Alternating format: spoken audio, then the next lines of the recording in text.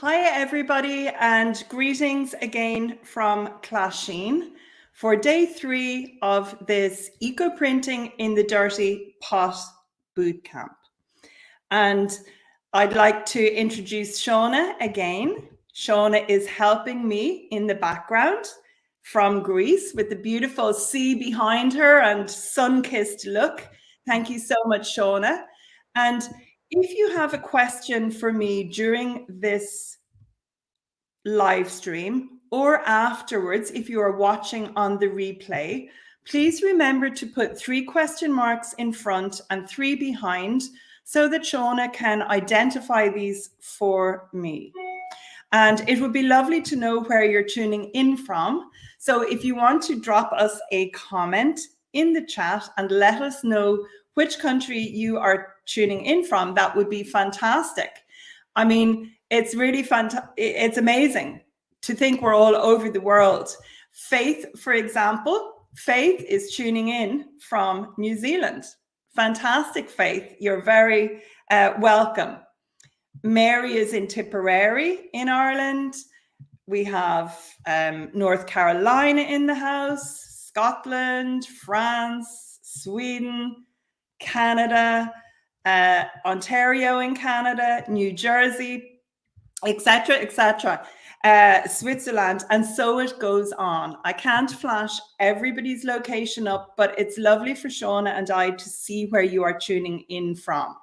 And we have several people from India. So Shauna, thank you so much for all your help behind the scenes. As I said, if you have a question, please put 3 question marks in front and 3 behind, and Shauna will be replying to you in the comments, but it will look like it's me writing, and she will be gathering the questions for you. So what I would like to do today is bring everything together for you and give you time-saving tips, because I myself am not able to do everything on the one day or often even on 2 days anymore. I have family caring duties to attend to, and this means that I have had to learn how I can break the full eco printing process down into bite-sized chunks so that I can enjoy what I'm doing and not rush things, but I can still end up with hopefully good results. So I think I will just start by, saying here. Okay, we started on the bootcamp day 1. I explained about the fabric and the preparation of everything. So I highly recommend, if you are a beginner or if you are somebody who is familiar with using traditional powdered mordants, if you want to have success eco printing without mordants, use wool, silk, cashmere, or mohair. Use some sort of a protein-based fabric to start with. And if you look at what I'm wearing in this image, I have a cashmere and wool blend dress on, a sleeveless dress, and I have a silk scarf. And I actually printed that scarf using onion skins and the dress using windfall eucalyptus leaves from my own trees. And the way that I always prepare my fabric, my protein-based fabric, is I either wash it by hand or I put it through the wool wash and my washing machine. And then I make sure to soak it overnight in plain water the night before I'm going to eco print. And then I squeeze that water out, I sprinkle it with vinegar, and then I lay my vegetation. If I'm working on cellulose fabric, and that's fabric that comes from a plant base, in that case, I wash it in my washing machine using the gentle soap, but I do it in a hotter wash than I would with the wool or silk, the protein fabric. So you need to just use your head. If you always wash your linen or your cotton on a 30 or a 40 degree wash, that's absolutely fine. Just use whatever wash you normally use when you are preparing your fabric for eco printing. And then the cellulose-based fabric needs a dip in rust water, which I explained how to use yesterday. It needs a 40-second dip in rust water before you lay the vegetation out. And then you just squeeze that excess liquid out and you roll up the bundle as normal. So, whoops, 1 second, apologies. I want to go back to the beginning of these slides. So I'm going to just go through the process first. I'm going to share some images with you, and then I'm going to make suggestions about how you can break it down and give you certain parts of the process that can be done on different days. So the supplies that you need for getting started successfully are really very simple, as well as your fabric, which I've already reviewed. You're going to need some vegetation. You are going to need some vinegar, some string. You need a heat source. You need an aluminium pot for the best results. You need some rusty metal. Now, a question that has come in from somebody, I believe, who was watching the recording of video number 2, they were asking, could they add copper to their pot instead of rusty metal? And if they did, what would the difference be? And it's very simple. The rusty metal has a really positive influence on the results that we get. And the rusty metal mimics ferrous sulfate, a ferrous sulfate solution, if you were using traditional powdered mordants. And that helps enhance the colors. It makes them a little bit darker, and it helps make them more wash and light fast. Copper does none of those things. So if you put pieces of copper in your pot, it's a much slower acting mordant as a powdered mordant. And if you put pieces of copper in your pot, you will not achieve the results that you want. And your pieces will not be as light fast, as wash fast, and your prints will not be as good. String. You need some sort of strong string, and I like to use t-shirt yarn. And one of my reasons for this is it's soft on my hands. You know, if you use string that's very fine and you're pulling the bundles very tightly, I find that I can actually lose some of the skin on my fingers because I'm pulling so tightly and my hands are damp. But if I use t-shirt yarn, it's got a little bit of stretch in it. It's a knitted fabric. It's got a little bit of stretch in it. It's cotton and it's much softer on my hands, and I can tie my bundles tighter. Now, I buy my t-shirt yarn on cones if I am abroad. When I'm teaching in Portugal, and I haven't been since before lockdown, but when I used to teach in Portugal regularly, I would bring back cones of this t-shirt yarn. It's very difficult to buy it here in Ireland, but there are loads of tutorials on Pinterest online showing you how you can make your own from old t-shirts, or you can order it online. That's what I really recommend. Then metal pipes. Now, as I explained and showed yesterday, if you watched video 2, the metal pipe that we use influences the color of what we achieve, and it modifies the color in the pot.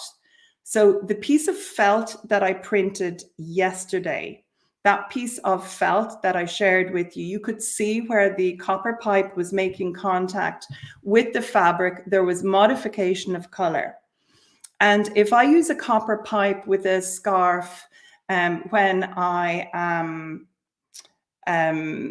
working with onion skins. For example, this scarf that I'm wearing in that video or that slide there, that scarf I wrapped on a copper pipe. Whereas if I wrapped a scarf on a cast iron pipe, it's got a much darker color.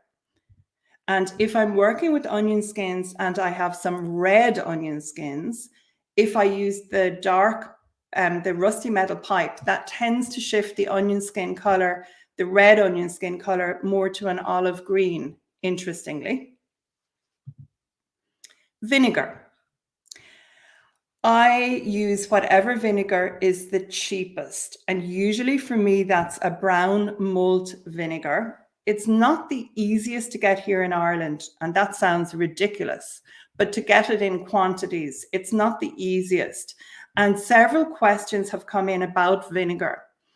And the questions are what ratio of vinegar to water? And that would be one question, or which vinegar. So when I gave you the instructions yesterday in video 2, please go back and review them for making up your dirty pot or for making your rust water. The quantity of vinegar that I suggested is for any size pot. Now, if you have a very, very large pot, you can add more vinegar, but those are the minimum quantities that I give you. It doesn't matter. It doesn't appear to matter if I have quite a big pot and I just use, let's say, a liter of vinegar. I still will enhance the results that I get with a liter of vinegar, even if there's a bigger quantity of water. So don't stress too much about the ratios. Just work in a more intuitive fashion. Trust what I say at the beginning and experiment for yourself then. I am going to talk a little bit more about vegetation and give you some suggestions for vegetation, but that's obviously something you need. You need something to print with. I like using tongs. So I have big pots and you have to be very careful with health and safety. So just be careful when you're putting your bundles into the pot and taking them out of the pot.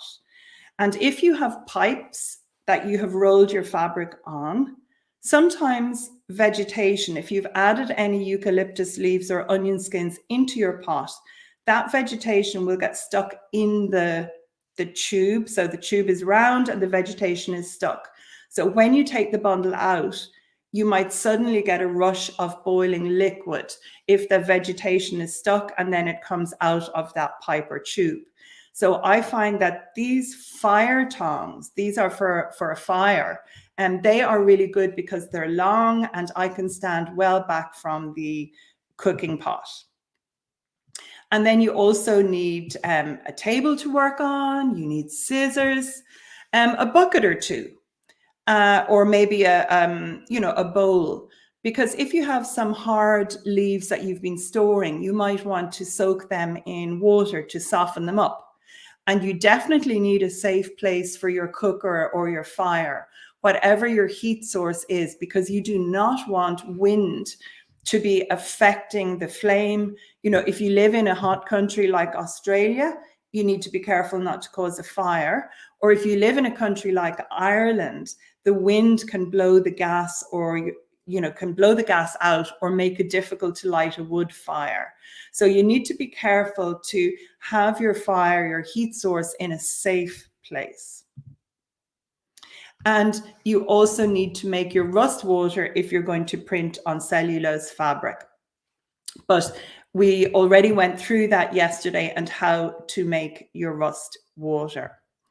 So what I would like to do now is just share how I recommend that you could consider breaking the process down into, different chunks to do on different days. And what could be really helpful for me would be in the comments, if you could say, have you got plenty of time, or are you somebody who is limited for time as well? Maybe just pop that in the chat for me, please. That would be fantastic. And And then I'm just going to have bring up the next set of slides. Okay. So for me, I absolutely love the fact that I do not have to do everything on the one day. Now, clearly, I would like to do it all on the one day, but it's just not possible with my current circumstances. And it's really interesting. Already I can see people saying here, like Anna Lee has lots of time. Joanna has limited time. All day and night, every day. How I envy you, Sharon. Little time, limited time, busy, plenty of time, but busy, half a week. This is really interesting, just seeing how much time you have. And yeah, really interesting. And there's more coming in. I can't flash them all up, but thank you for sharing that with us. So here is how I'm going to just share all these different chunks that you can do in one time, in one little session. So the first thing I would say is you can batch prepare your fabric. So this means that, like when I started eco printing, I was only thinking of what I was going to do in the session. So I might decide to print 4 pieces or 4 scarves, let's say. So I would prepare those scarves and then I would soak them overnight. But now what I do is I will batch prepare more fabric. So I use my washing machine for preparing my fabric. I don't hand wash anymore. I have a very energy efficient washing machine. Excuse me. And so with my washing machine, I will put in plenty of wool items or wool, cashmere and silk, and I will do a full wash. It's more environmentally mindful and it saves time. So I will do one wash with all wool things, and then I might do another wash with all linen or cellulose fabric together. But I might do 2 or 3 washes in the one day and just dry those pieces. And then I put them away in my studio. And so I have them ready for the next time that I have time to print. So if I'm not going to be printing for a little while, I just wash them and then I dry them and I store them. However, if I am going to be printing the next day, I just pop them into a basin of water or the bath overnight and I soak them in the water and they're ready to go the next day. So consider working small. If you have a little bit of time or if you only have a small processing pot, you can consider working small and just making samples. And a question did come in following video 2 from somebody who was wondering what was the optimum size of fabric to work with. And that totally depends on you and what you want to work with. If you have very small samples, there will be more influence from the pot liquid because your fabric is not rolled up so tightly. I'm not sure if you're familiar with a Swiss roll cake, but a Swiss roll is a cake that's rolled up or like a roulade, and there could be cream or there could be jam or even jam and cream in the Swiss roll. And if you think of the jam or the cream as if that's your vegetation, and you think of the sponge, the cake part of it is your fabric. Well, the longer your piece of fabric, and as you roll it up with the vegetation, the fatter that Swiss roll like sausagey thing becomes. So the wider your bundle, the more influence there will be from the dirty pot liquid on the very outside to form those darker, that darker area where there are tie lines. So if you print very, very, very small samples, there will be more influence from the pot liquid. So I would say don't make things that are really small, but you certainly can consider smaller pieces if you don't have so much time to prepare them, and you can use a smaller pot. So prepare your rust water in advance. It needs to mature. Unless you are going to teach and you have more experience and you are going to teach somewhere and you need to prepare it on the day of a workshop. So prepare your rust water in advance and then set up your dirty pot in advance. And do remember what I said on day one. Don't leave your rusty metal and your pot liquid in your dirty pot if the pot has thin sides. You will get holes in your pot. So make the rust water and keep it in a plastic bucket or a rubber bucket, and do the same with your dirty pot liquid. And then before you eco print, just put it back into your printing pot. Then I find it's really, really helpful for me if I get all my equipment and my supplies together the day before I'm going to eco print. So that would be things like my table, my buckets, my pipes, my tying material, my scissors, towels, tongs, vinegar. And I make sure that I have enough fuel for my propane boiler cooker, if that's what I'm using, or timber for my wood-fired big pot, matches and tongs. Now, you might think because sustainable textiles and eco printing, that's what I teach, that's what I share, that's what I'm passionate about, and I have a big studio. You might think that I'm very organized and I have all the equipment that I need, but where I am really bad is tidying up after a session. And I'm very inclined, because I'm short of time, not tidying up properly after a session. And that's why for me, I need to really make sure that I have everything ready to go the night before I'm going to print, and it saves me so much time in the morning. A really good tip is know in advance the vegetation that you are going to use, and do not try to use too much vegetation at the one time. Many of you who are joining in this boot camp, you haven't eco printed without traditional powdered mordants before. Many of you have natural dyeing experience and you have printed with powdered mordants. And the thing is, what works when you use the powdered mordants does not work necessarily when you don't use the powdered mordants. I want to be very clear about that. I'm going to chat through some of my favorite vegetation ones, a little bit later on today, but limit your selection. And if you are short on time, choose vegetation that doesn't need a long processing time. Onion skins are fantastic. And I know I mention them frequently, but honestly, if I could only have one sort of vegetation, it would probably have to be onion skins. They never, ever disappoint.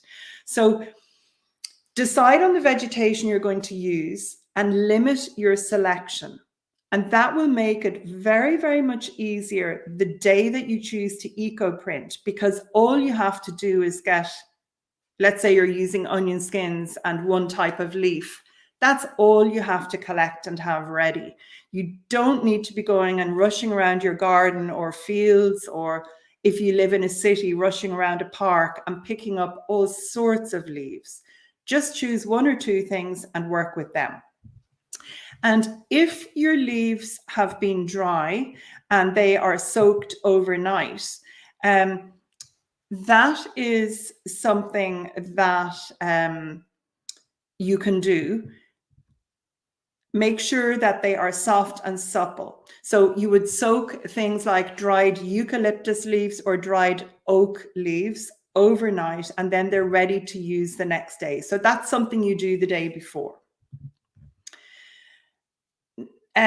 Make sure that you have a camera or a notebook to document the process. You want to learn from your own experience. And I can tell you everything, and if you follow what I say, if you do exactly what I say, I'm 99% confident you will have really good results. There's always that percent that something could happen. But if you do exactly what I say, you're going to get good results. But it's important for you to document what the process that you're doing, and you need to learn from your own experience. So I'm not the best at making notes, written notes. So I use my camera all the time.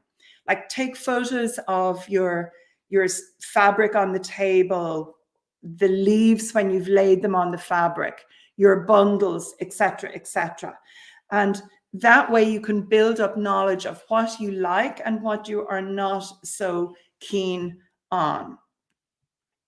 Then, when you are gathering vegetation, please be mindful of the plants and respectful to nature. Don't strip every single leaf off a plant. You want these plants to give you leaves for years to come. So don't just go wild and strip them off the plants. If you're using softer vegetation, such as rose leaves, they will dry out very quickly. So in that case, I recommend that if you're getting them the day before, if you don't have rose bushes, for example, in your garden, you can store the leaves in the fridge overnight. So yeah, you can store the leaves in the fridge overnight. Okay. And actually, I don't see it in the comments now, but earlier I saw somebody. Oh yes, here we are. Chantel has a great comment here. Let me just put this up here. So Chantel is saying that she went to her florist and she was given a full bag of mixed dried eucalyptus leaves. That's absolutely fantastic, Chantal. And that's really, really great news, because I'm sure your florist will keep them for you for the future. And I actually get my onion skins from my butcher. I cook a lot and I use onions, but I get extra onion skins from my butcher because he sells them along with meat, and they gather them and put them in big brown paper bags for me, the ones that are left in the bottom of his onion boxes. And so that's fantastic, Chantal, that you got those. And a really nice gift would be for you to, print something for her using the leaves. And then I'm absolutely convinced she'll give you loads more. So that's a nice tip for everybody else as well. So only pick the fresh vegetation, the soft vegetation, before you're going to use it, or put them in the fridge overnight. Then when you are creating your bundles, the longest process is the actual time that the bundles are in the pot and when you're creating them. But you can break this down as well. So take your time when you're making your bundles and don't rush. It's important to enjoy the process and be mindful about what you are doing. So don't try to bite off more than you can chew. You would be far better printing 3 pieces or 4 pieces and having good results than printing lots of pieces and really not making notes about what you're doing and not getting great results. But let's say you don't have time to prepare. Let's say you want to do 6 pieces, but you don't have time to prepare them all in one day. I'm just going to go to the next slide for a second. So what you can actually do is, if you do not have enough time to roll up the pieces in one day, you can actually make some bundles one day and roll more bundles the next day. And if you decide to do that, I would wrap them up and I would put them in a cool place overnight, and they will be fine. Now, when I say wrap them up, I don't like using plastic, but I'm sure that you are like me. It's very, very difficult when you're shopping now. Like, loads of things come with plastic wrap around them. I always try and buy fruit and vegetables that don't. but inevitably there will be some plastic bags that I end up coming home with, and I then bring them to the recycle center.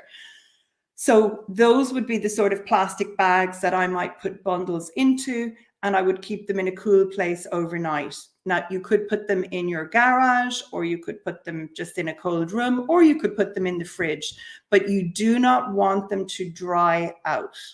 So that's a really good tip. If you don't have enough time to roll pieces and print enough pieces, or if you've time to roll but not enough time to print, prepare the bundles in one day and then do more the next day, and then you can put them into the pot. So if you do have enough time to put them into the pot the day you're making them, I usually prepare my first 1 or 2 bundles, and then I light the fire or I switch on my gas so that I can bring my dirty pot up to a boil, and I only put the bundles in the pot when the liquid is boiling. And I've already discussed that in the other videos. So the best results come when the dirty pot liquid is boiling, it's bubbling, and the bundles go right underneath that liquid. So as soon as they go in, put the lid on, and don't forget to make a note of the time that you put your bundles in, and set an alarm for when you're going to take them out again. And soft vegetation like onion skins, that takes 2 hours. You'll have wonderful prints, and you should have good prints from rose leaves or blackberry leaves. But some vegetation such as eucalyptus, some of the eucalypts need up to 5 hours before you get really good color. So it makes sense if you're short for time. It makes sense to use leaves that give good prints in a shorter time. Yeah, so check the pot liquid several times when you are processing the bundles, and top it up if it looks like the bundles are not covered with the liquid. And I discussed yesterday about the fact that you can add optional onion skins into the pot, into your dirty pot. And you can also add eucalyptus leaves and eucalyptus bark. And that will just enhance the color that you're going to receive. So that just enhances the color of the background color. I'm just going to hold this 1 second. I'm just going to hold this up again. This is just a cushion that's usually on the couch behind me. But this color here in the middle is coming, that sort of grayish color in the middle is coming from the pot liquid that I had. So I can tell when I look at this on my screen that I didn't have very much vegetation in the pot, because that's quite a soft color.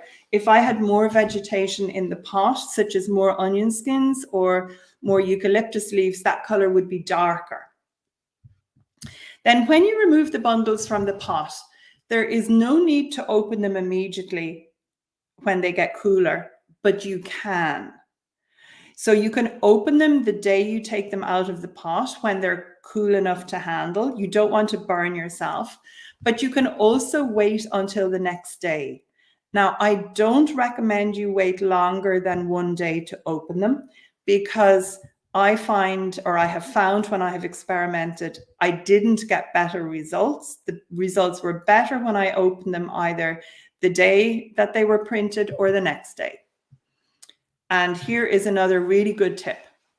So if you don't have enough time to process your bundles on 1 day, you can remove them from your pot, let the dirty pot liquid cool down, and then you can put them back in the pot the following day. Just make sure that the dirty pot liquid boils fully before you put them back in. And if you were using vegetation that you thought needed 2.5 hours processing, you would, if you did 1 hour on day 1, you would just put them in for 1.5 hours on day 2.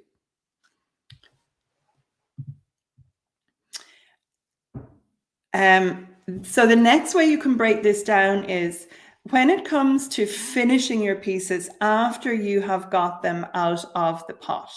You don't have to wash them immediately. you could, but you don't have to. So you can choose to leave them. I sometimes leave them for weeks on end, but I just wanted to reiterate what I said yesterday about neutralizing certain pieces. So if you have rolled a bundle on rusty metal, any sort of iron, not copper, but on iron, you need to neutralize the fabric as well as washing it until the water runs clear.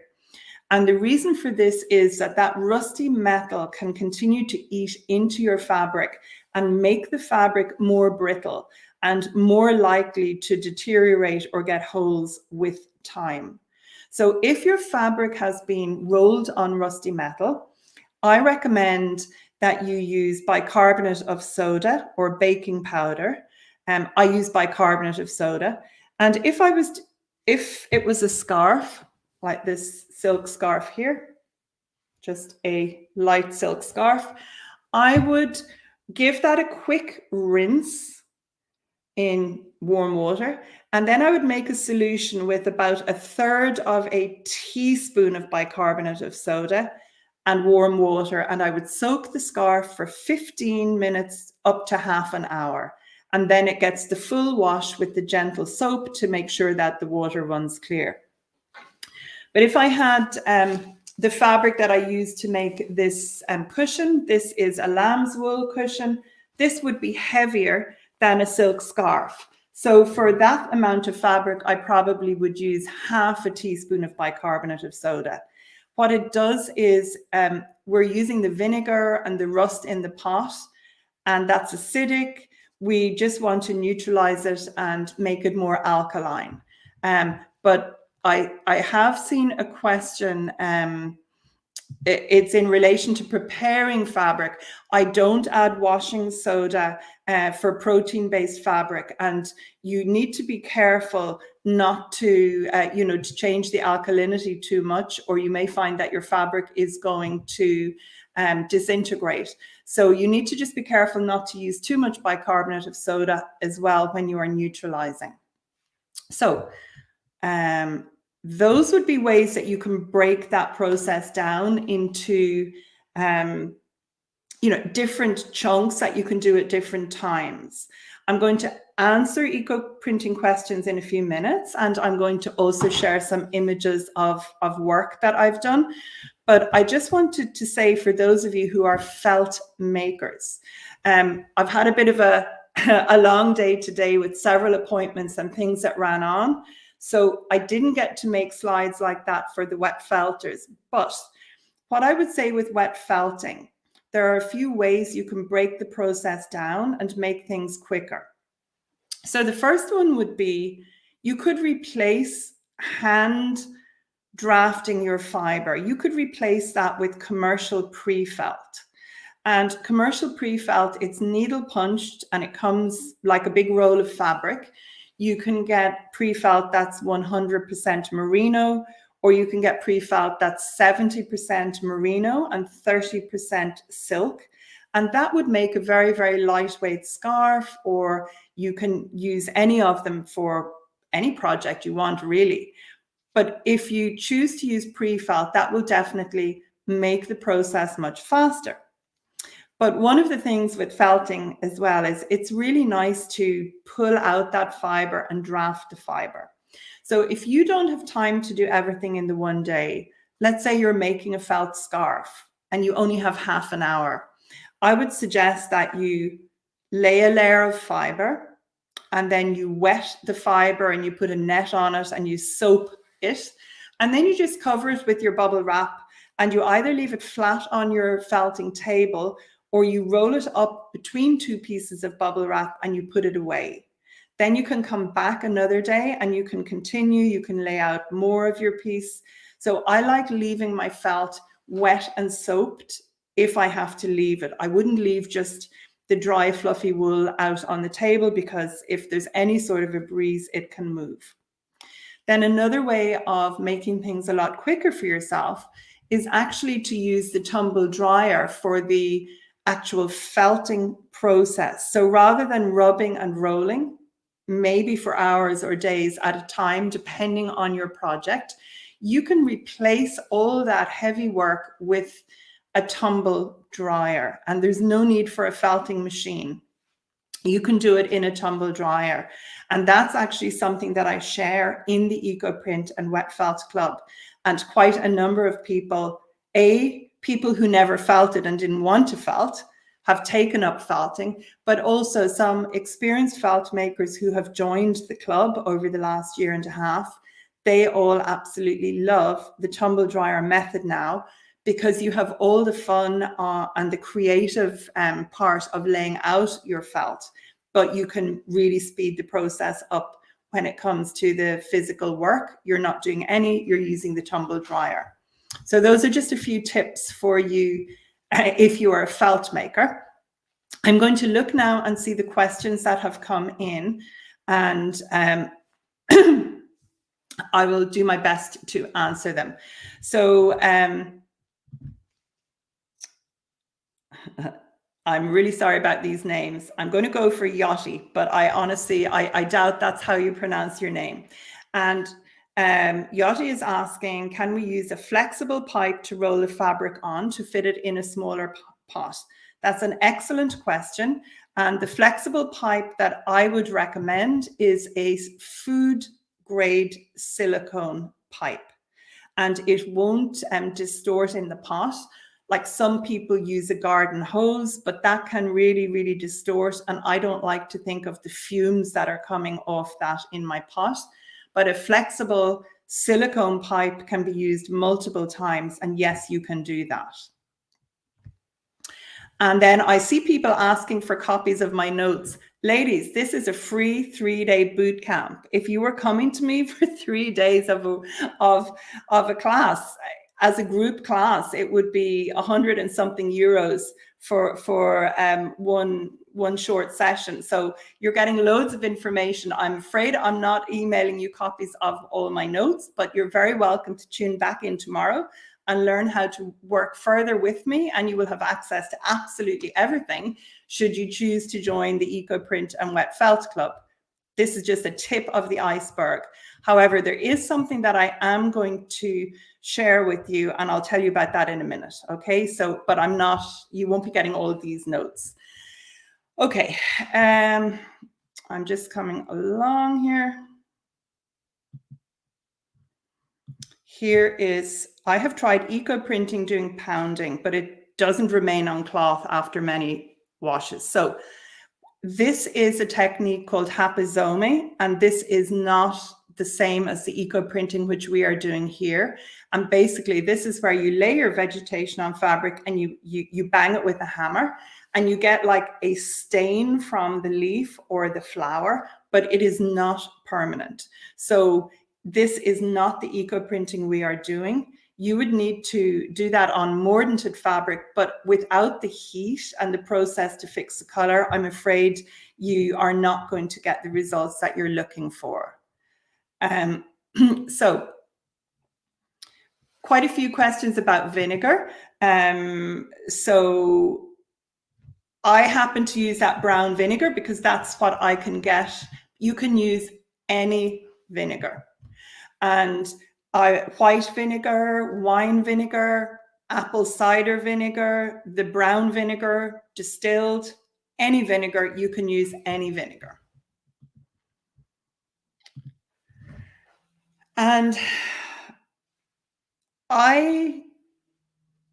probably people who work with mordants might be able to give you a better answer about this. Should you use and prefer plants without tannins? I don't even think about the tannins in the plants, to be honest. I just have learned from experience what works for me, and that's what I'm sharing with you. And I'm not a chemist, and I don't pretend to be a chemist, and I haven't got time to investigate further. Many of the leaves I use do have tannins, but I would never recommend putting any leaves at all except eucalyptus in the pot, because when I have tried other leaves and they are high in tannin, I have been really unhappy with the results. Here's a great question that Nidhi again, apologies about my pronunciation, is asking, should I wash the onion skins brought from the market before using them? And because they're dusty? Not at all. They will be absolutely fine. Don't worry about them. I would never bother washing them. And if there was a little bit of dirt on them, I wouldn't worry about that either.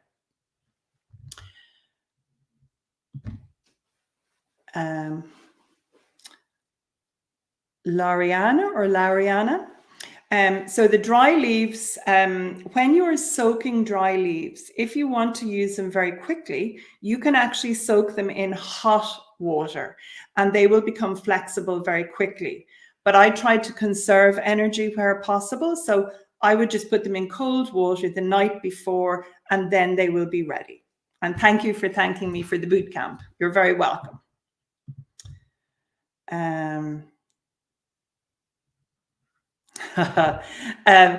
Canon is saying it would be helpful about how to place vegetation, how to make folds.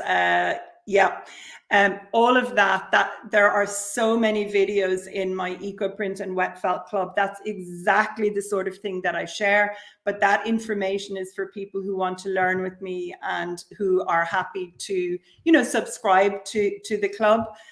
Because obviously this is my business and I can give a certain amount of information free. I would say you've got 1% of information free in the boot camp, and then there's 99% more in the club. And that will be something that I'm going to be launching tomorrow evening. I will give you all the information then. Suni is asking, what is the maximum length of fabric we can wrap in a bundle? And that is like asking, how long is a piece of string? So long as your bundle will fit comfortably in your pot, you can wrap any quantity of fabric and put it into your pot. You will find that there becomes a time when maybe it is too difficult. So it would be much easier, for example, to print a length of 5 or 10 meters of silk in one bundle than it would be to print 10 meters of wool, because the wool will be thicker usually. So it's really a question of how big is your pot and what can you fit into your pot. Andre is asking, are there any tips for making sure you have enough gas and you know roughly how much gas you use in an hour? I don't know how much I use, Andrea, and it does depend on what the temperature is outside. Sometimes it uses more gas to keep it at the temperature I need.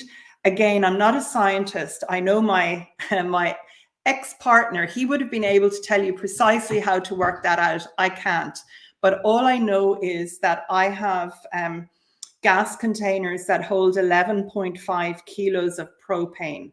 So I would get several decent longer eco printing sessions from an 11.5 kilo container of gas, but a little small one for a camping stove, that would not be sufficient.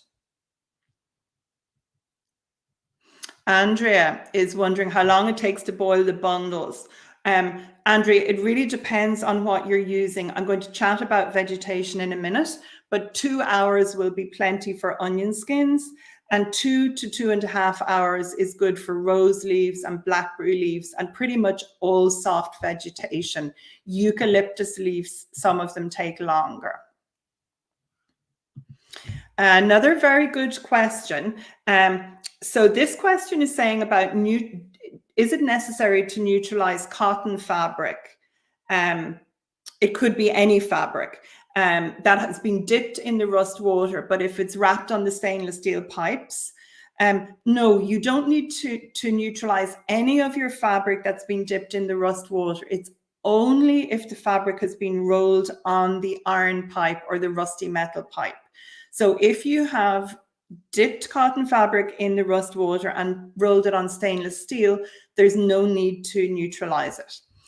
And you can wash it immediately in the washing machine after the printing, yes.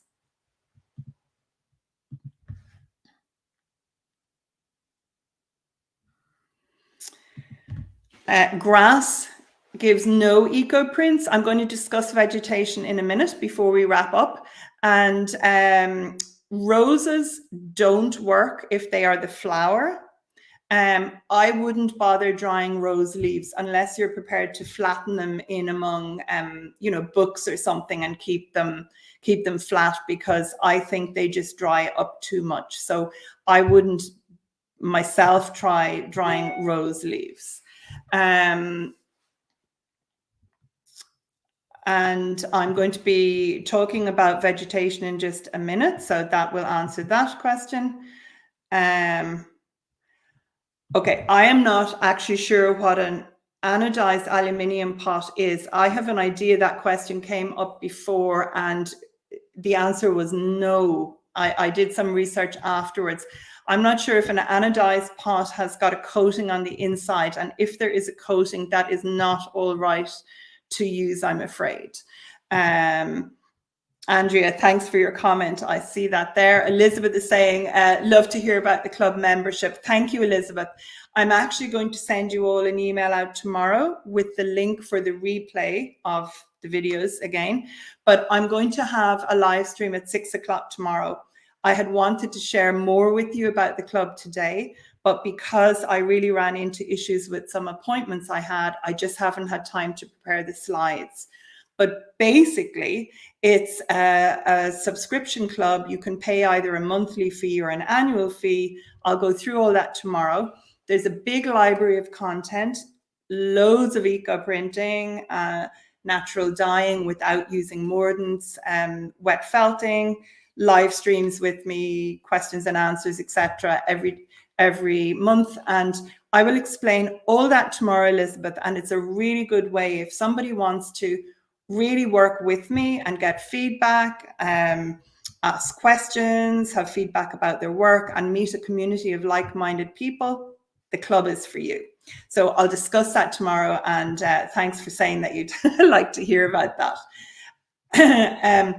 So I'm just going to go back and see if there are any other questions in the private chat that Shauna has sent me from Facebook.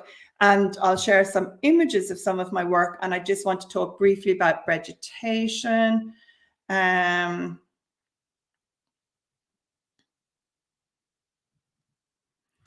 Okay.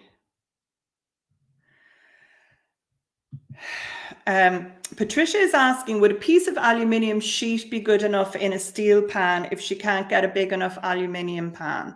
So any balled up pieces of aluminium foil will help, but they will not be as good as processing in an aluminium pan. Catherine is asking about the dried eucalyptus leaves, and after she soaked them and made them pliable, she's wondering when she's printed with them, can she then add them into the dirty pot? Yes, I actually do like adding, if I need to, leaves that have been, only eucalyptus leaves that have been used to print. They will still have a little bit more dye left in them.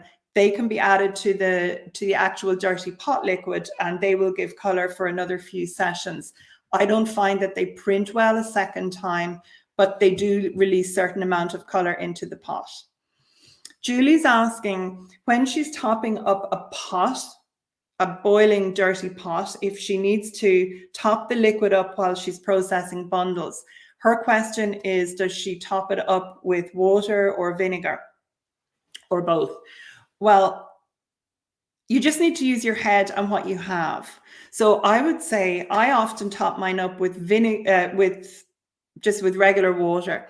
But I did mention yesterday, I think, that you can top it up with eucalyptus water. So that would be the water that you have soaked dried eucalyptus leaves in. So that really makes a beautiful liqueur. So if you add that in, it will also enhance the color. And if you're eco printing with a lot of eucalyptus in the bundles, by all means add some extra vinegar.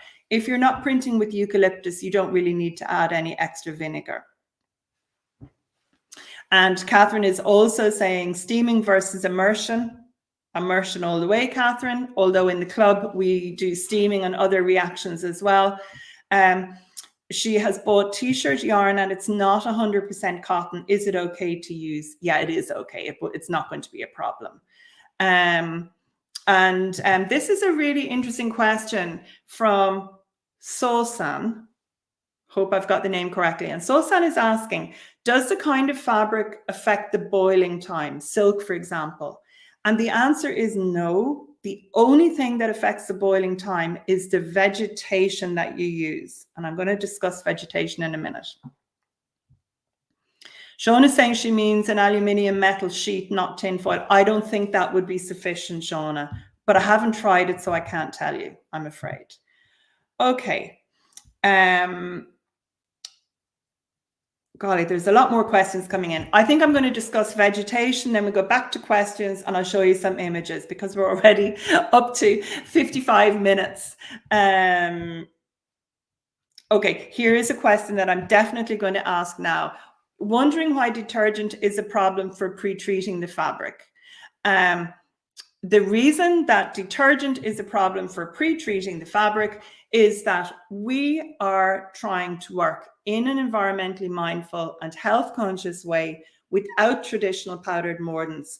And so we want the stain or the natural dye from the fabric or from the vegetation to have the best chance of staying on our fabric so that we can wash it and wash it multiple times. For example, this upcycled sweatshirt that I am wearing, this is printed with Cornus alba Siberica leaves, dogwood leaves, and this has been through my washing machine many times, and it's still the same color as when it was first printed earlier this year.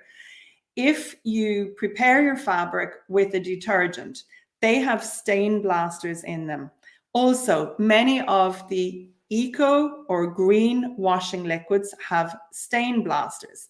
And I learned this to my dismay when I was in America before teaching.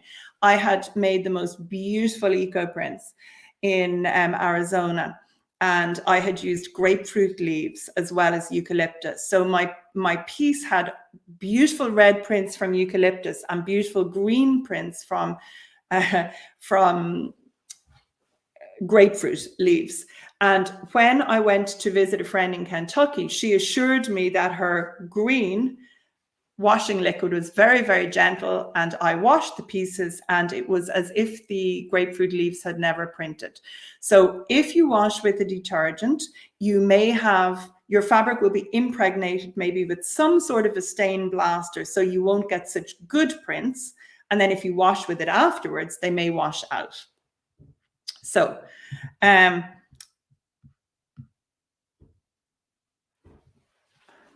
the temperature that you soak your fabric in overnight, it can be any temperature. So I just put it in cold, and because I don't want to be using heat unless I have to. So there are some questions that just are not necessarily questions for this bootcamp. They're questions for the club or for other paid things in the future, but just not, there's only so much information I can give in these different sessions. So I want to just give you some suggestions for vegetation and also tell you how to clean your hands naturally. So that's what I'm going to do now. So do not try to put everything on one piece. I have already said that. Because you want to identify what will give you good prints and what doesn't. So keep things simple and learn from your results. But there are kitchen ingredients that in different parts of the world, you can get different things. So onion skins always print. Black tea leaves always print.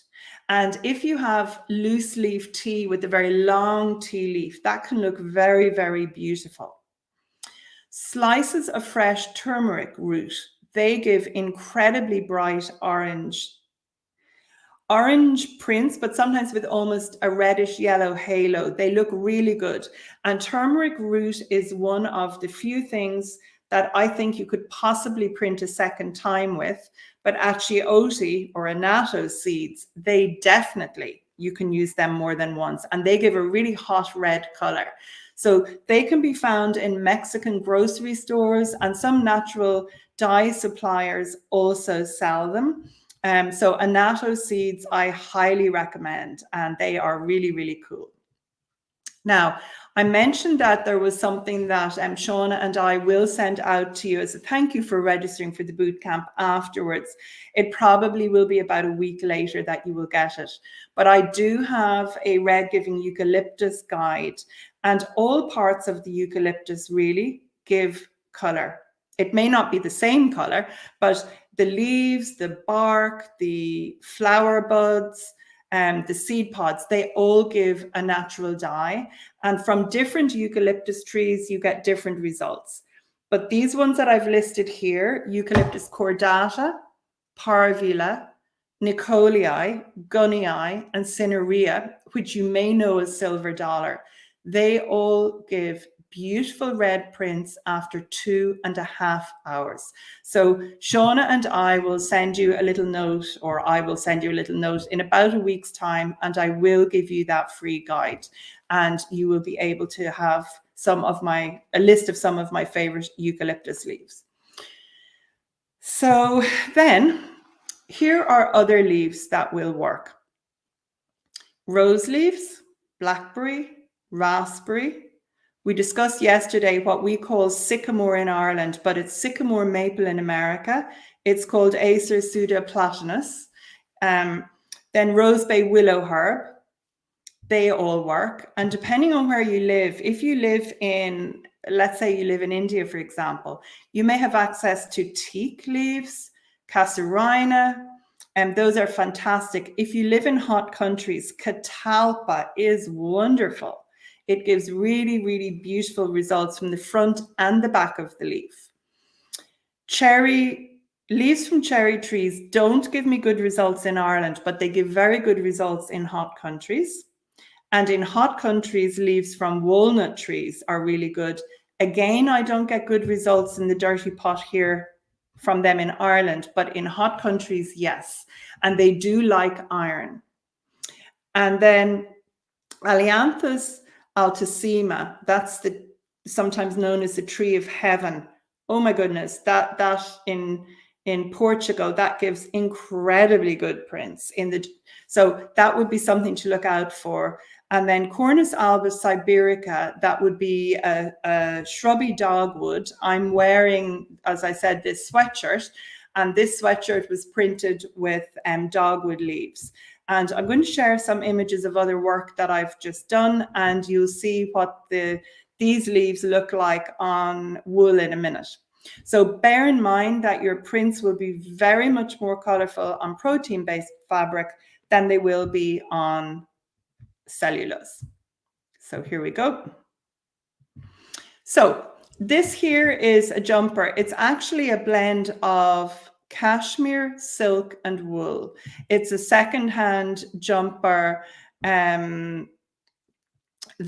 I bought, and I just printed it with onion skins. It was a slightly pale pink color. Here I am sitting on a rock. This is just very close to where I live. I went up hiking, and my friend, I'm friendly with the photographer. We actually had a photo shoot with a group of people, and we all went up. So in this particular photo, I'm sitting on a hand felted, sort of blanket, and those big red leaves are Eucalyptus cordata.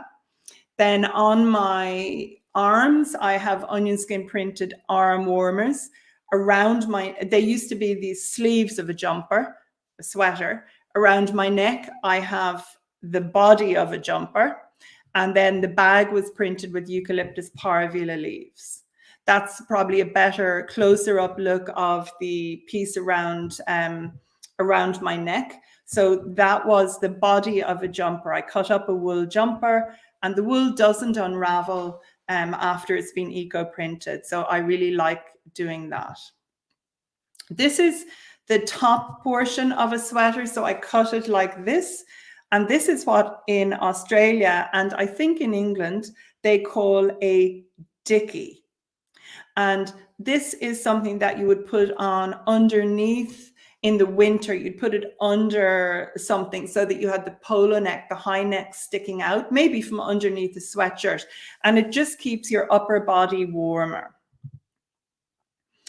And here you can see I have it underneath a different sweater, and I have on under the sleeves here, those are actually arm warmers. That's another cowl around the neck. So that piece is printed with the same leaves as this. I'll just flash it back again. So this is a rust water dip on cellulose, and that is wool with the same leaves. So can you see how different they look? And then there are the same leaves again from the exact same plant, and these ones made more contact with rusty metal, and that's why the background color is more intense. And those are a pair of leg warmers. So I think I'm just going to check if any more questions have come in, but I think that's going to wrap it up for tonight. Okay. Let's just see, just a couple more quick questions, and then a question that Sharon has about the membership. Okay, so Malgarzata is asking how many onion skins should be added to a dirty pot and how often should it be changed? Onion skins release their color all in one session. So if you add onion skins to your dirty pot today, they won't give any more dye tomorrow. Eucalyptus leaves give dye for several days. So if you add them today and your pot is large, you can just leave them and add more the next time. But if your pot isn't big, I would take them out and then I would replace them. I have a question about guava leaves. I love the fruit of guava, but I have got absolutely no idea whether the leaves would give you any prints. Andrea is asking, would rolling a bundle on a eucalyptus branch, including the bark, make a difference to the print? Yes, you will get a different color where the branch is making contact with your fabric. It's usually going to be more of a brown color. That will influence the color to a degree, not as much for the rest of the bundle. But I actually like, if you have plenty of eucalyptus bark and strips of bark and little twigs, you can actually make beautiful prints with just the bark and little twigs. They can look really, really nice. And Sharon is asking about the membership. Will it be available to join again? Sharon, it won't be available to I'll be sending the information out tomorrow. I just hadn't got enough hours in the day today and my brain is a bit tired. I need to get some slides together. It will be opening tomorrow. Because I'm opening it a day later than planned, it's going to stay open until Monday night, next Monday night. And then it won't open again until just before Christmas, if it opens again this year. It won't be open before the end of November. If it opens again this year, it might be January. Okay, and then Nadine's question is the one I am going to finish with. So I am going to give you my top tip for removing stains on your hands. So as I mentioned yesterday, our hands are protein based. So they really, really get stained, and our fingernails, everything can get stained if we don't wear gloves. And to be honest, who wants to wear gloves when you're working, unless you have an allergy or something? So I had a lady here doing a workshop at one stage, a private workshop. She was a dentist, and I could not believe that she did not want to wear disposable gloves. So she said to me, lemon juice will take all the stains off your hands. And I couldn't believe it, but it works absolutely perfectly. So I cut a lemon in half. And the first thing I'll do is I'll give my hands a quick wash with soap. So they will look really brown and my nails will look stained and I've got dirt under my nails.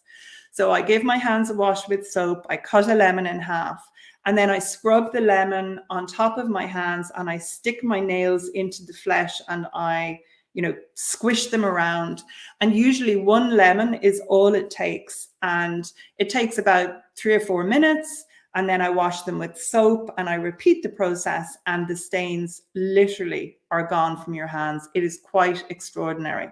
So the lemon juice bleaches, and sometimes nobody asked that question during the boot camp, but sometimes there is somebody will ask, can I use lemon juice instead of vinegar in the pot, because vinegar and lemon are both acidic? And the answer is no. The vinegar doesn't bleach your pieces, but the lemon does bleach. So thank you all so much. I hope you have enjoyed the boot camp. I will send you emails tomorrow, just announcing, and with the link for the live stream tomorrow evening. It will be at 6 p.m. I haven't set that up yet, so I can't give you the links now. But for those of you who are interested, I'll be sharing about what is involved in the club, etc., etc. It's a fantastic way of learning with me. If you've enjoyed this, boy, you're in for a good ride in the club. And we will send out an email next week just with some information about eucalyptus. So I would like to say a big thank you to all of you, and a really big thank you to Shauna in her beautiful sunny location in Greece. Shauna, thank you so much for fielding everything behind the scenes. If you are watching this as the recording, please remember you can continue to ask your questions in the chat on the concierge page, and Shauna will be gathering them all for me. So do keep asking them, and I will try and answer them for you. Maybe not tomorrow, because I'm hoping some of you will come back and maybe bring a glass of wine or a drink of your choice, or a coffee if it's the morning, and help me celebrate the opening of the club for new members. And today I have apple juice, tomorrow I may well have wine. So just come back, even if you're not going to join, just come back and help me celebrate that tomorrow night. So thank you all so much. Thank you, Shauna. Over and out.